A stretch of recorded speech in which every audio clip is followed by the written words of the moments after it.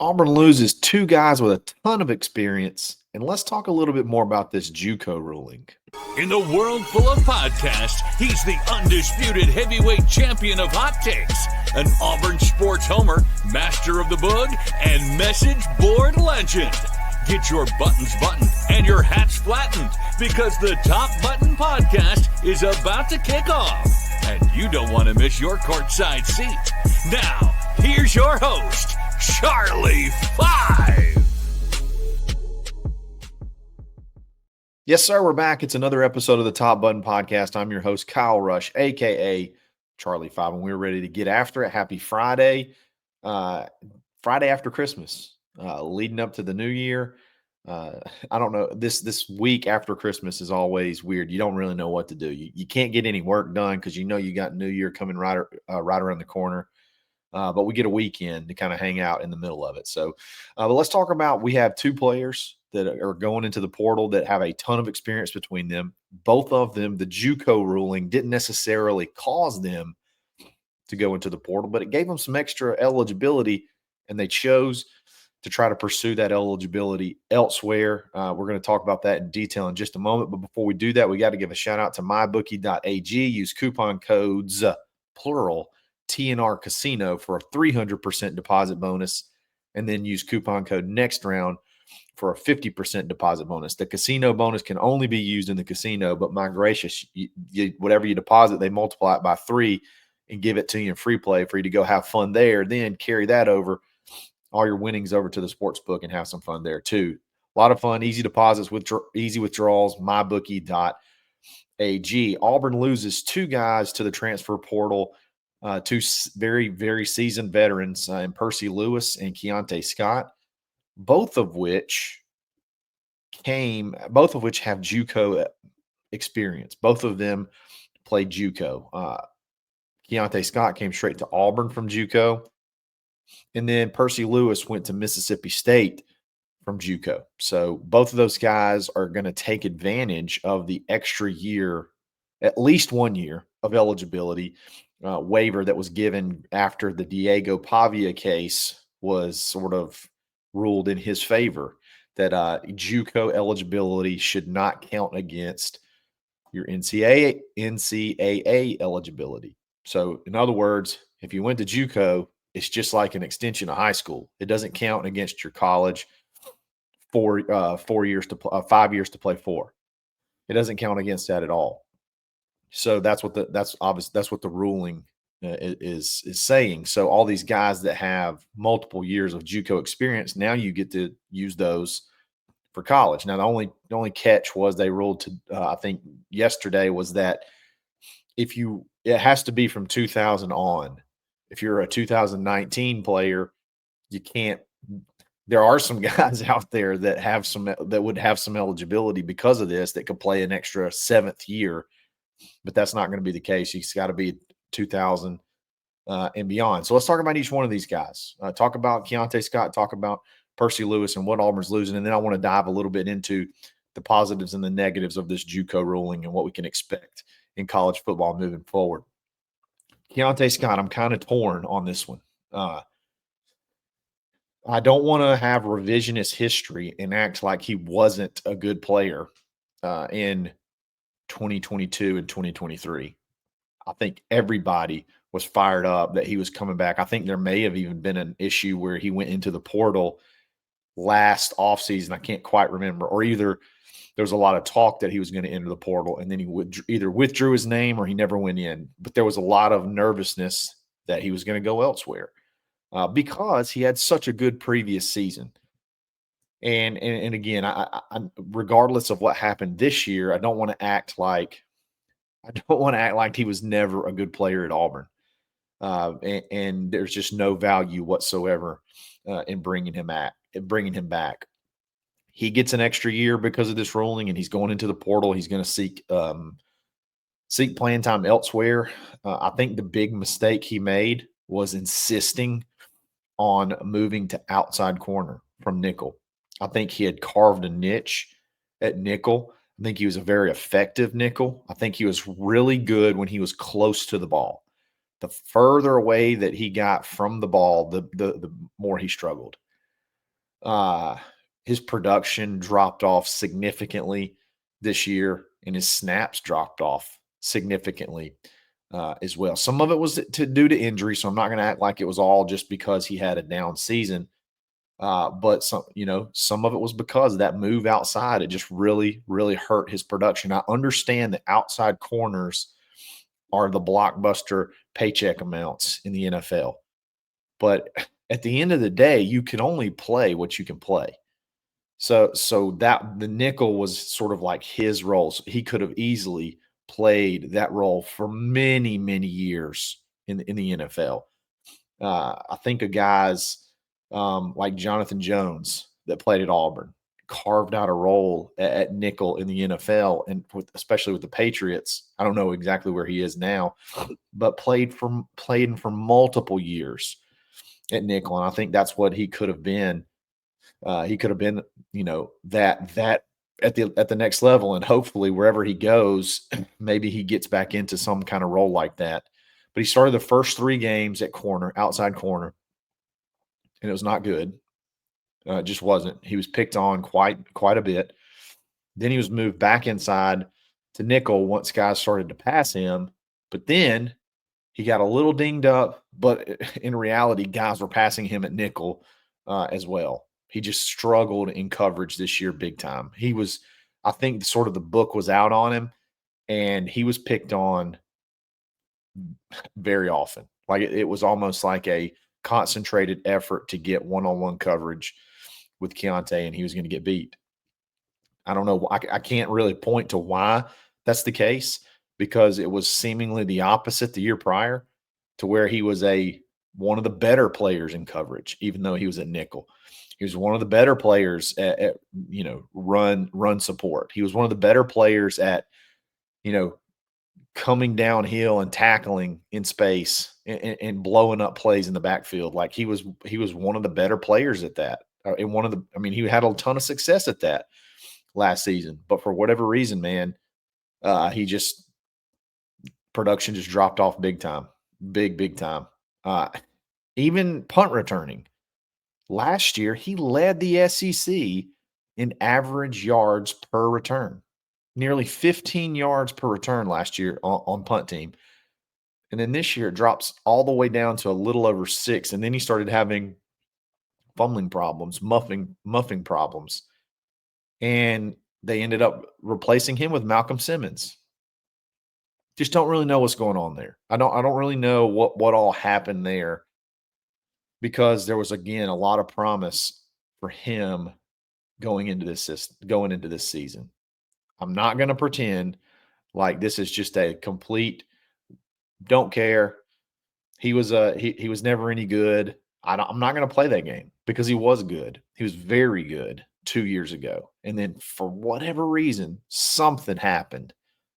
And I can't really figure out why. I don't know why. But I just hate that you had to go and, you had so much promise. And then, like, what happens if he never moves from nickel to outside corner and he has another really big year this year? You got the opportunity to have him again.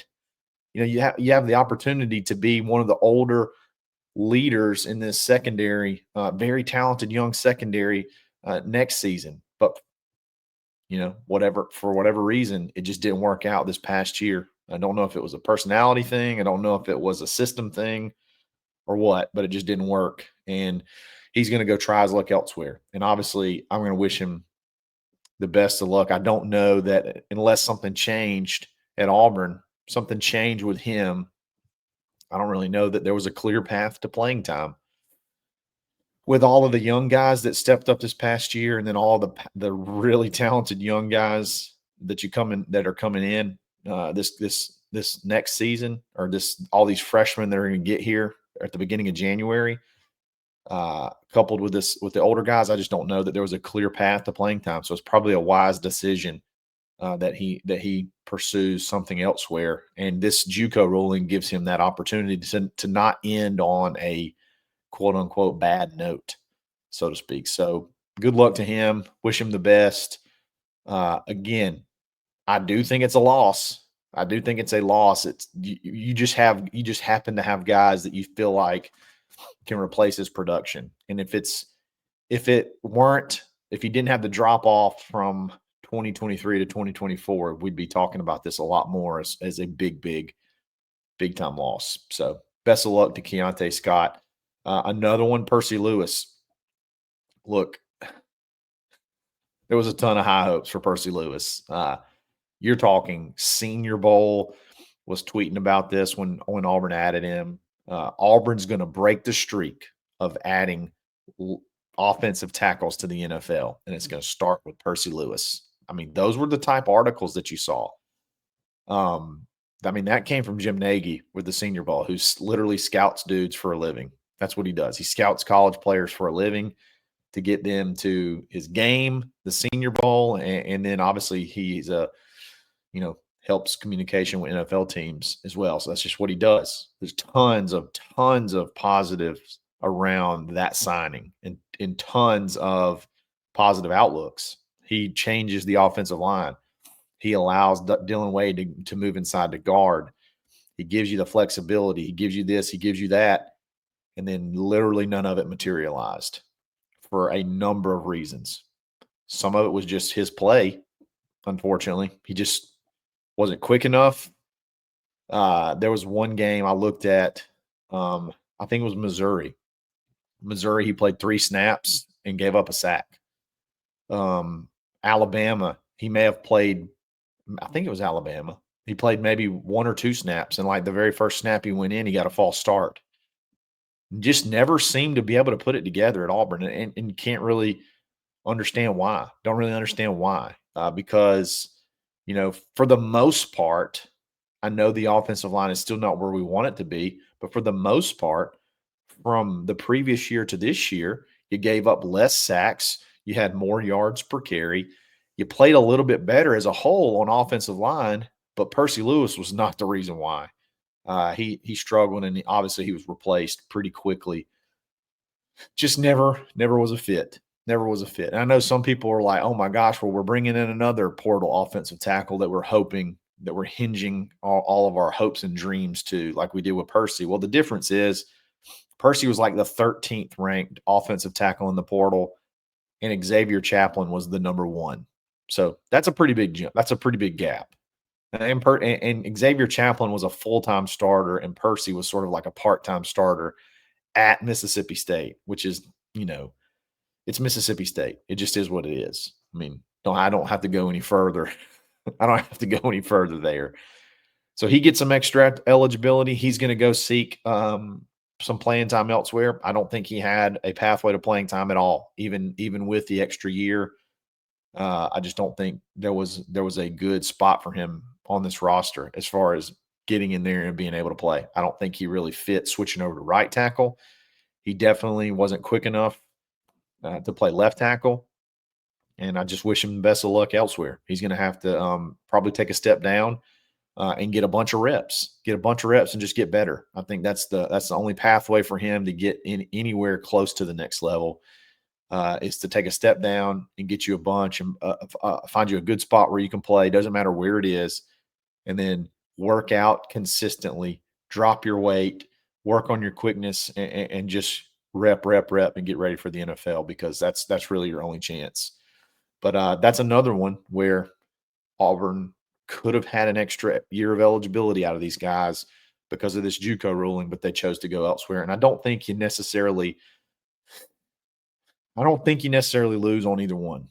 I think you have better players taking over their spots as starters and in depth. So we'll see what happens with both of them. Obviously, wish them both the best of luck. I want to talk a little bit about the positive. I've been hearing a lot of talk about the positives and negatives of this Juco ruling. I want to get into that in just a second. But before we do that, I want to give a shout out to our boy Ford Stokes with Active Wealth. Go to retirementresults.com/plan and get your custom portfolio analysis absolutely free. It's a $1,500 value. He'll check to make sure you're not paying crazy fees. He'll check to make sure you're taking advantage of the right products. He'll check and make sure that the plan you're on is going to close that gap for when you do get to retirement, that your dollar is going to go as far as it possibly can go. You'll make a great friend at the same time. Tell him War Eagle.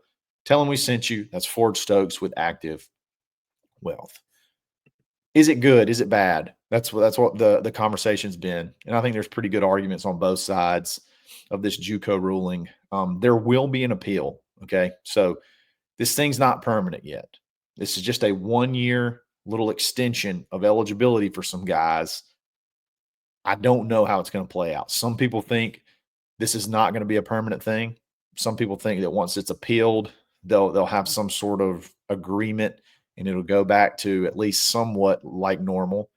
And then there's some that think, hey, this could be a permanent thing where JUCO guys now it doesn't count towards their eligibility. And I think there's people on both sides of the fence. I'm just going to give you a little bit of positives and negatives, and then you kind of make your own decision, and I'll give my opinion at the end. So the positives. Number one, this saves JUCO sports, in my opinion. The transfer portal was killing JUCO sports. There's no incentive. There's no incentive to go get a JUCO guy when you can go watch actual game film of a kid in D1 playing D1 competition.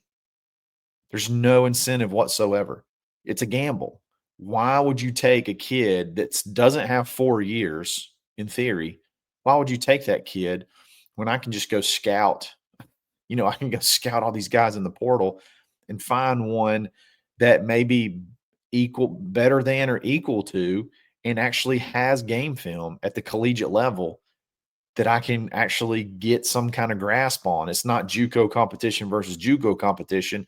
It's D1 on D1, and get a little bit of a better idea of what type of player I'm getting. I think it was killing JUCO sports. I think it was killing JUCO sports in general, all of it, except for maybe baseball.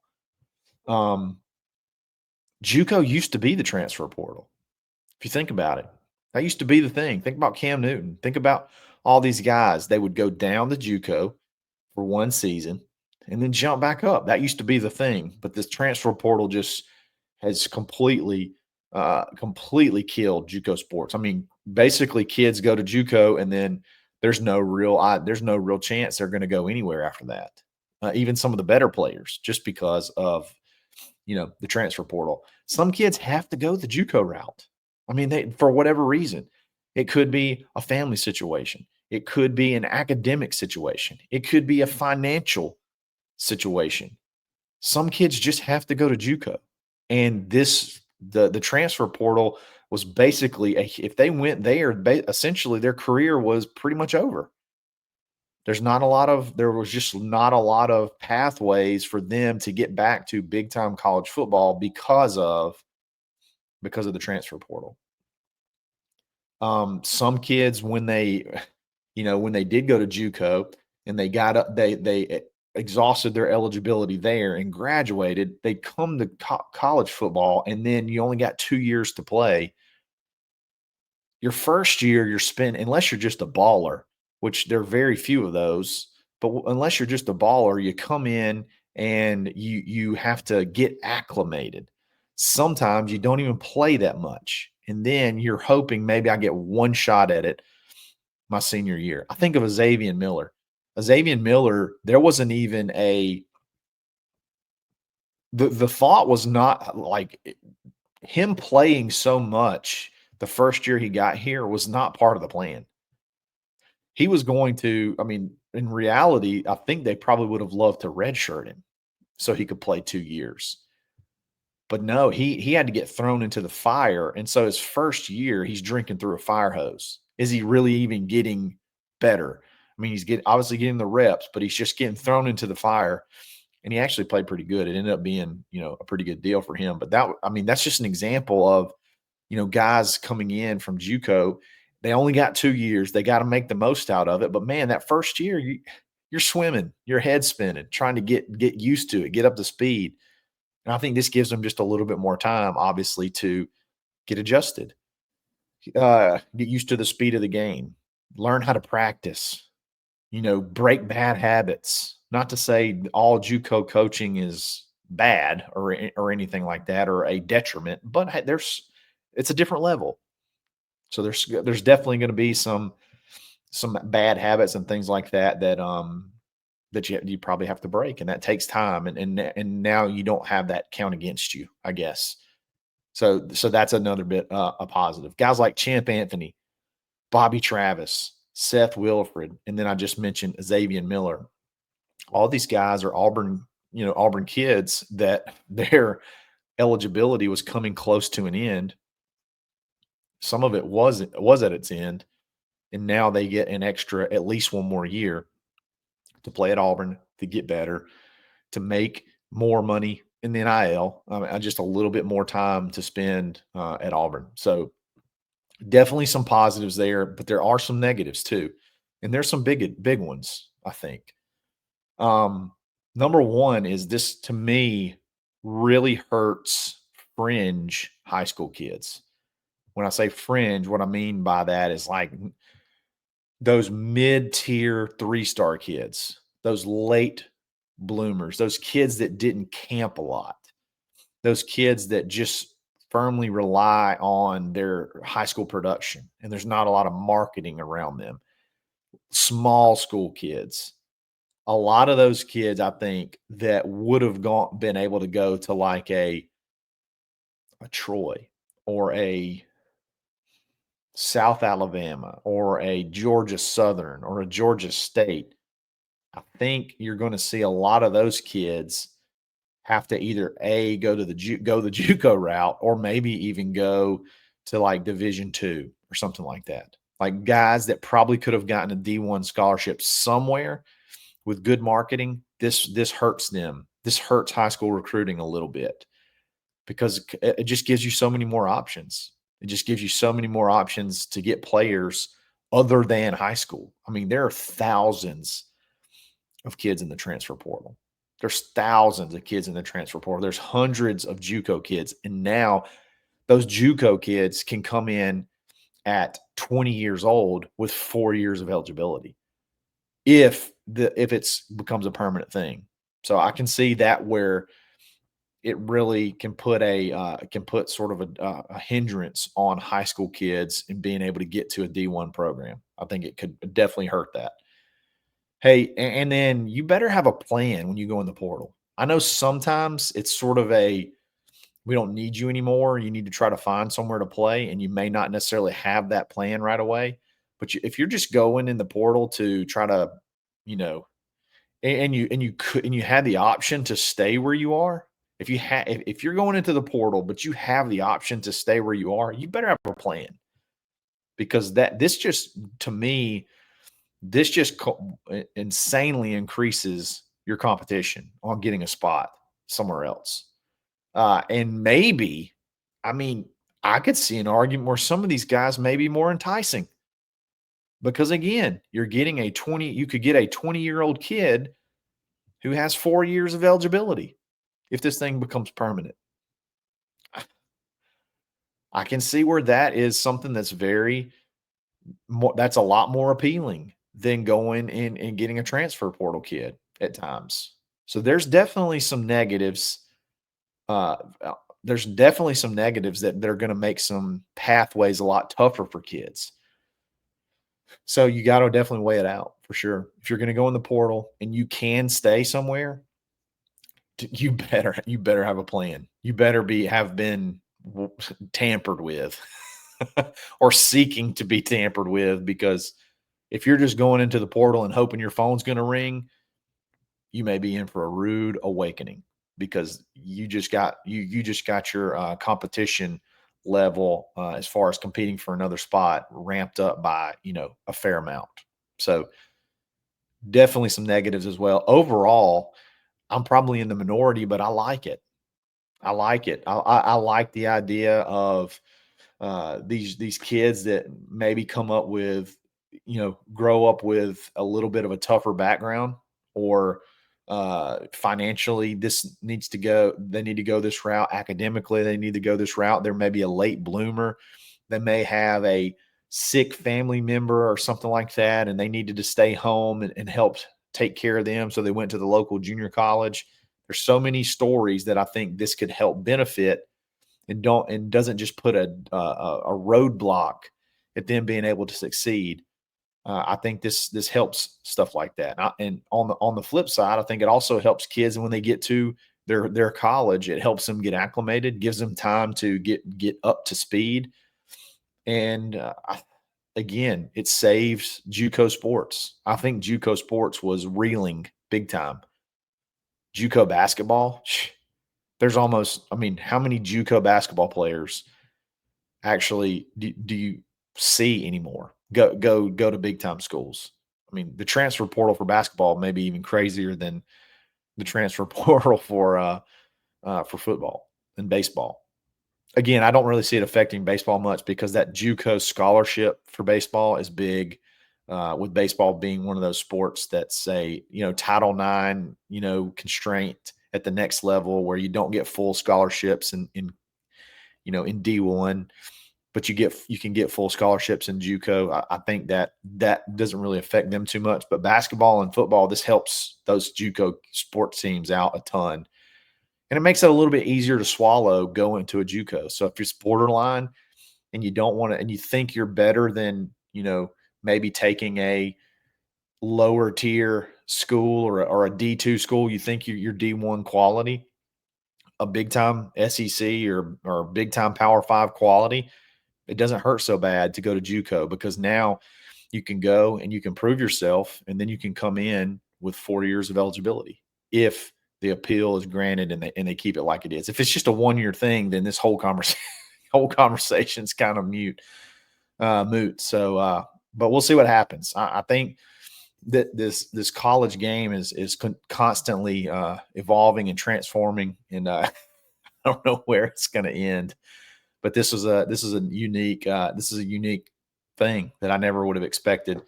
This wasn't even to me like on my mind of things that could happen. You know what I mean? So like, what's next? What's the next thing that's going to pop out? It's going to be very interesting to see. So, guys, I really appreciate it. If you like this video, like it. If you like this channel, subscribe to it. We'll have a Hoops Pod up here today as well. We'll talk about the preseason, the non-conference season, and then looking forward in the conference as well. Just all kind of stuff going on at the Barn Auburn YouTube page. You need to subscribe. Village Vice have been putting out some bangers too. They've been hilarious. Milkshakes for Jackson is a classic that will go down in the history books. So definitely need to find that one.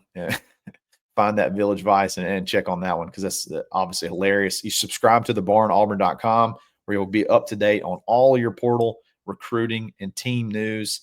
And then obviously, if you like this video, like it. If you like this channel, subscribe to it. And we're going to be back again Sunday night live. So make sure you're ready for that one.